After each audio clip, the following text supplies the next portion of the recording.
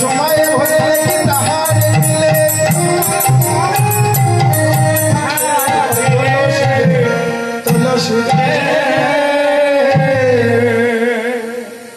আশা বুঝলাম যত কথা বললি সব বুঝে নিলাম।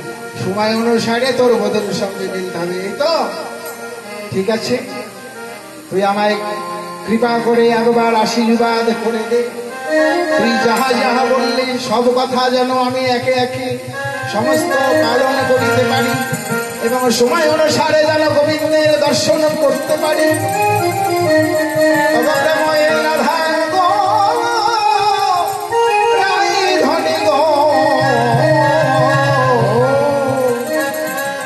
শ্রীমতী রাধা রানী, শ্রীমতী তোর শ্রীটুকু রেখে দে।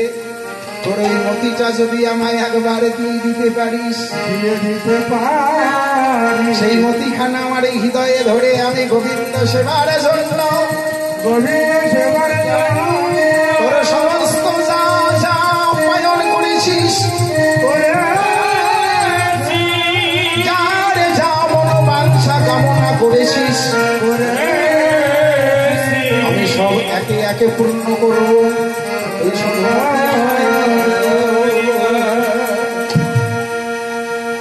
রাধারানী দুটি হাত উত্তোলন করে বললেন, তুলসী রে, আমি তোকে কৃষ্ণ সেবার জন্য পাঠাচ্ছি। তুই কৃষ্ণ সঙ্গ কৃষ্ণ প্রাপ্তি হবি। আমি তোকে প্রাণ ভরে আশীর্বাদ দিচ্ছি। কিন্তু তুলসী রে, যাবার পূর্বে আমি যেটা বধূর জন্য, বধূর সেবার জন্য তাম্বুল মালা সাজিয়েছি। এই মালাটি আমার বধূর গলদেশে দিবি। আমি যে বড় কষ্ট, বড় বাঞ্ছা নিয়ে, বড় দুঃখ নিয়ে, যাতনা নিয়ে এই মালাখানা একটি করে পাপড়ি গেঁথেছি। তাকে তুলসী একটি করে পাপড়ি গেঁথেছি আর নয়ন জলে ভাসিয়েছি।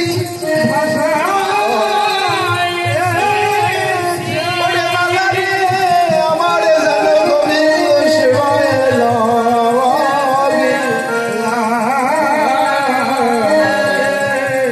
তাই তোরে বলে দিচ্ছি, মালা রে, আমার গোবিন্দের গলদেশে পড়িয়ে দিয়ে বলবি, তোমার আলা ভোলা গোয়ালি, তোমার ওই কলঙ্কিনী রাই কিশোরী, তোমার জন্য, তোমার সুখের জন্য, তোমার সেবার জন্য এই সমস্ত পাঠিয়েছে। আর বলে দিয়েছে, ওরে মালা যেন গোবিন্দ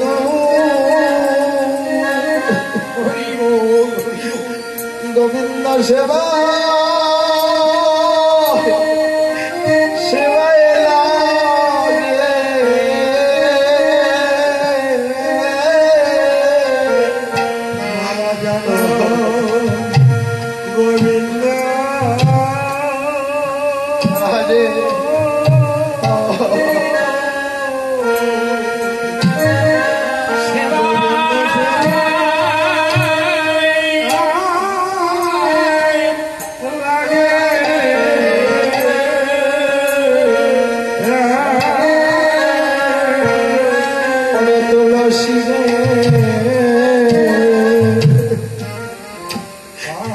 আমার কথা মালা যেন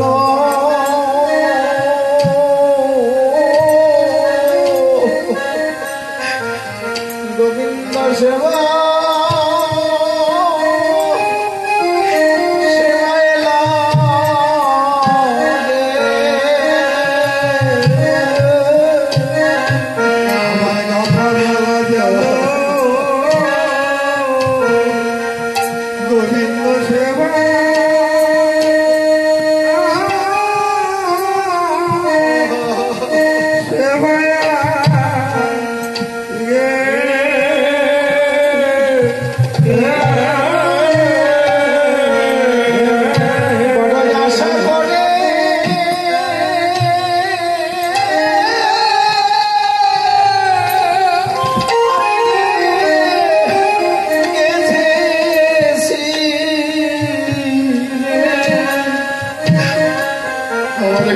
মালা মালা যেন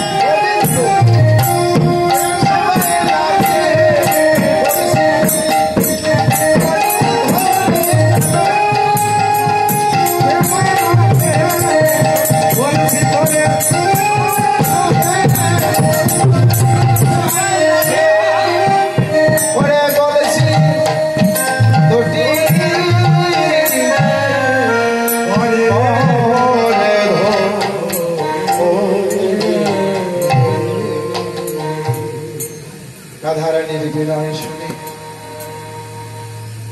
তুলসী বললে, ভাবিস নি নাই তোর ভাই পেলে আমি ঠিক তোর মালাকে গোবিন্দ সেবায় লাগাবো। হ্যাঁ, তাই রাধারানী অভয় দান করলেন। তুলসী অলসে মনেতে হরসে শুনিলা রাজের বলে, কর্পূরতাম বল লয়ে ফুল হারো তুলসী মেলিলা বলে।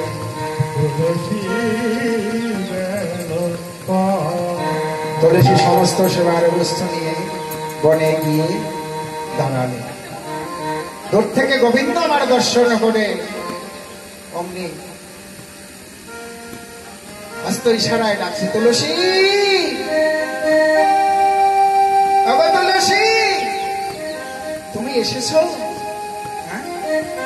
তুমি এসেছো? বলো বলো বলো তুলসী, আমার ওই প্রেমময়ী রায় ধনী কেমন আছে?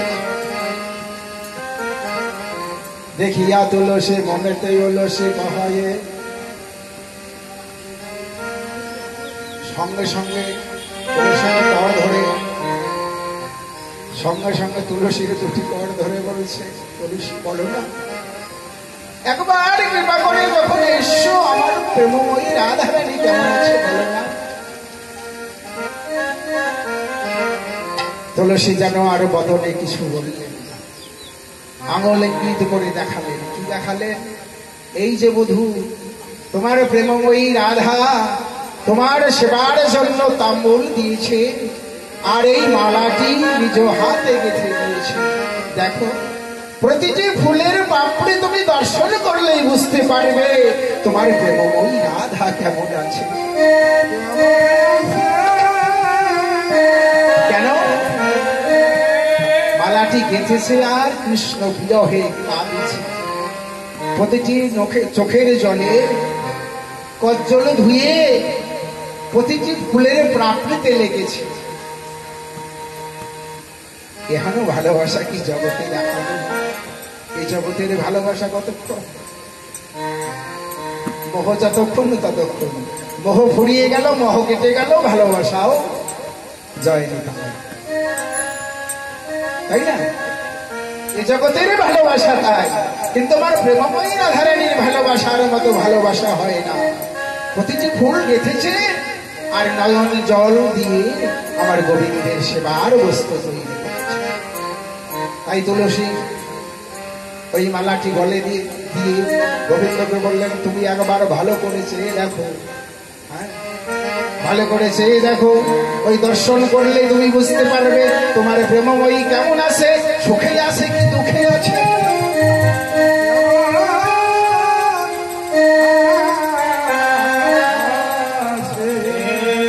গোবিন্দ আমার বললেন, আমার এত সময় নেই, এত সময় নেই, কেননা আমি যে বড় বিচলিত হয়েছি।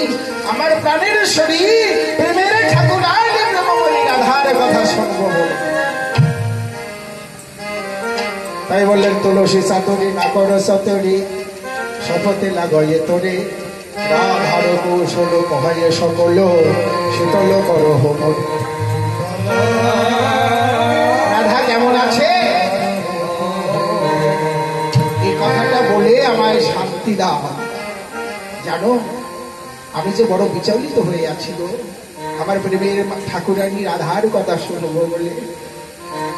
সেই যে ভরে এসছি, জাপটের পথ দিয়ে আসার সময় মুরলি বাজাইতে বাজাইতে যখন আসি, প্রেমময়ী রাধা ঠাকুরানী আমার অট্টালিকায় বসে বসে নয়নে নয়ন দিয়ে আমায় উন্নীত করেছিল।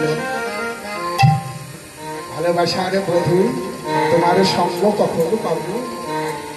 তাই তুলসীর দুটি কর ধরে বলেছে, তুলসী তুমি তো উপায় করে দিতে পারো, তাই তোমার দুটি করে ধরে বলেছি প্রেমময়ী রাধা রানীর সঙ্গে আমার মিলন ঘটিয়ে দাও। তাই তুলসী আর বিলম্ব করলেন না, গোবিন্দকে আদর করে সান্ত্বনা দিয়ে বসিয়ে তুলসী আমার আবার ফিরে এলেন রাধারানীর পক্ষে। হাসতে হাসতে যখনই এসে দাঁড়িয়েছে রাধারানী যেন আর নিজেকে ধরে রাখতে পারলেন না, সঙ্গে সঙ্গে হাসি বদন দর্শন করেই প্রেমময়ী রাধারানী আমার কেঁদে উঠলেন। তুলসী রে, তোর সঙ্গে বুঝি আমার বধূর দেখা হয়নি?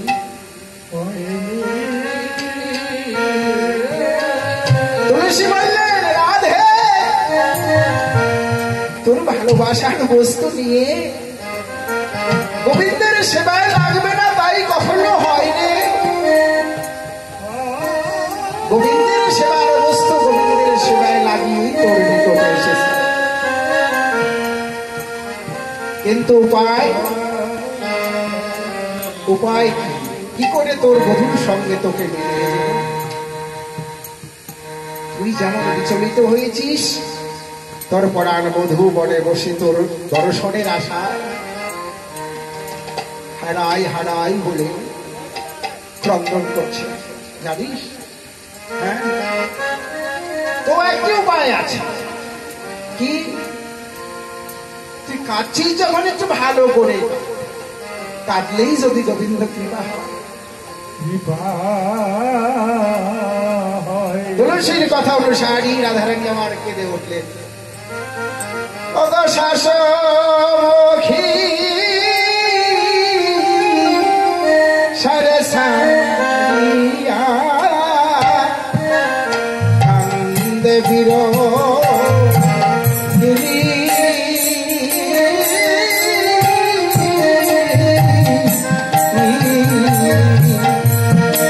শাসমুখে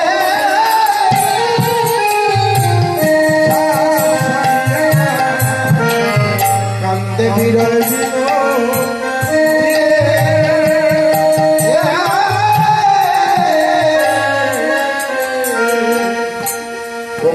সোপায়া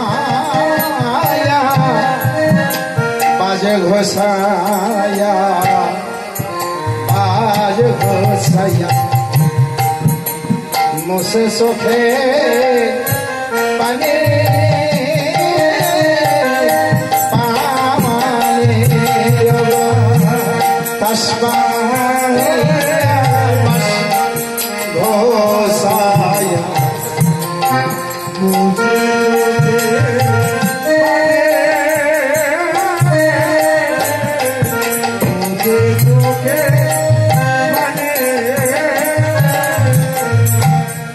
পাইয়া বাস ঘুষাইয়া। কে গো এমন ভাবে ক্রন্দন করছে ভোর দুপুর বেলা? ওমা, ঘরের বৌমা যদি কেউ কাঁদে, কোন শাশুড়ি কি আর ঘরে থাকতে পারে? তাই বাস ঘুষিয়ে ঘরের দরজা ঘুষিয়ে এসে রাধারানীর চোখের জল মুছে দিচ্ছে। বৌমা, এই ঘর তো পড়ে অমন করে কাঁদছ কেন? কি হয়েছে গো বৌমা? তুমি আমায় বলো, আমি না তোমার শাশুড়ি মা। সে আর কি বলবো গো মা, সে আমি রাত্রেবেলায় এক ভীষণ কুস্বপ্ন দর্শন করেছি। সেই স্বপ্ন দর্শন করে আবার আর ধৈর্য মানছে না কিছুতেই। সর্বনাশ! এমনকি স্বপ্ন দর্শন করলে যে তোমাকে কাঁদতেই হবে? বৌমা,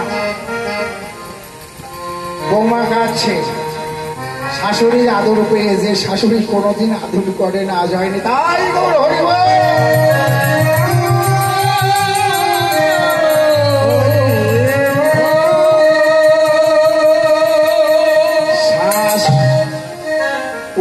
শাশুড়ি আগেকার দিনে ছিল, ওমা ছিল না? মায়েরা জানে ভালো, যে বয়স্ক মায়েরা আগেকার দিনে ছিল কি, শাশুড়ি শাশুড়িকে দেখলেই বৌমারা ভয়ে কাঁপতো, অর্থাৎ শ্বাস উড়ে যেত। ওই জন্য বলেছে শ্বাস উড়ি। আগেকার শাশুড়িদের দেখলে বৌমাদের শ্বাস নিত খুব ধীরে সুস্থে, যেন শাশুড়ি স্বর্গ। আর এখনকার শাশুড়ি বৌমাদের দেখে শ্বাস উড়ে যায়, চুপ করে ঘরে বসে থাকে। কেন? আজকালকার বৌমা হলো বৌমা যদি একবার ব্রাস্ট হয় মা, তাই গৌর হরিবল হরিবল।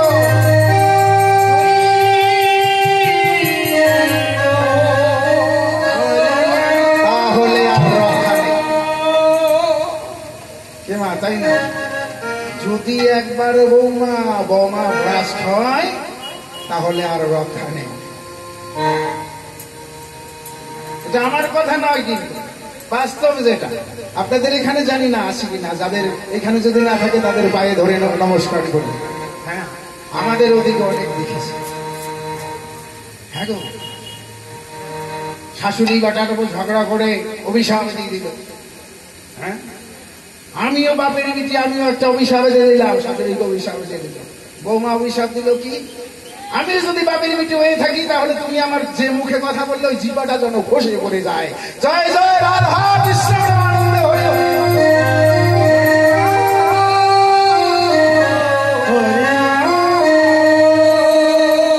শাশুড়ি শাশুড়ি বললেন কি, এত দূর কথা বললো বৌমা, আমিও বাপের বিটি, আমিও তোকে অভিশাপ দিলাম, মায়ের মতো যদি হয়ে থাকি শাশুড়ি তাহলে তোকে অভিশাপ দিলাম, যে মুখে আমায় অভিশাপ করেছিস নেশে নেশে ওই পাটা যেন ঘষে পড়ে।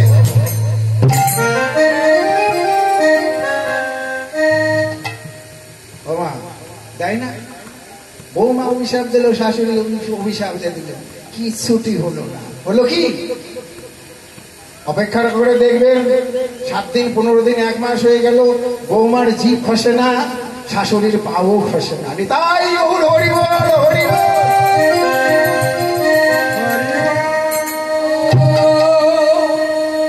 খসবে কি করে? হ্যাঁ, খসবে কি করে? অভিশাপ দিলেই কি আর লাগে? লাগে কাদের? যার দিবার মতো শক্তি আছে সেই শক্তিটা অর্জন করতে হবে না? যার দেবার মতো শক্তি নেই সে আবার দিবে কি? অভিশাপ দিতে গেলেও শক্তির প্রয়োজন, সততার প্রয়োজন, ভজনের প্রয়োজন, তবেই তো অভিশাপ ফলন হয়। তা যার দেবার মতো কিছু নেই সে দিলেই কি আর না দিলেই কি, তাই না? তো শাশুড়ি কি করলেন, সঙ্গে সঙ্গে এসে একেবারে চোখের জল টল মুছে দিয়ে বলছো, বোমা তুমি আমায় বলো না কি হয়েছে? হ্যাঁ বলছে। হ্যাঁ বলছে না কেন? দেখবেন ওমা, বাচ্চা ছেলেই হোক আর বড় মানুষই হোক, যদি কান্না পায়, যদি কাঁদতে থাকে, প্রতিবেশী এসে শাশুড়ি ননদি যদি এসে একটু সোহাগ করে, যদি সোহাগ করে দেখবেন কান্না কিন্তু বেড়ে যায়, তাই না? যদি কেউ এসে আদর করে, ও কাঁদিস ও সোনা, এত দুঃখ ভালো না, দেখবেন কান্না আপনি একই বেড়ে যাবে। আরো শব্দ করে গাছেন, ও মা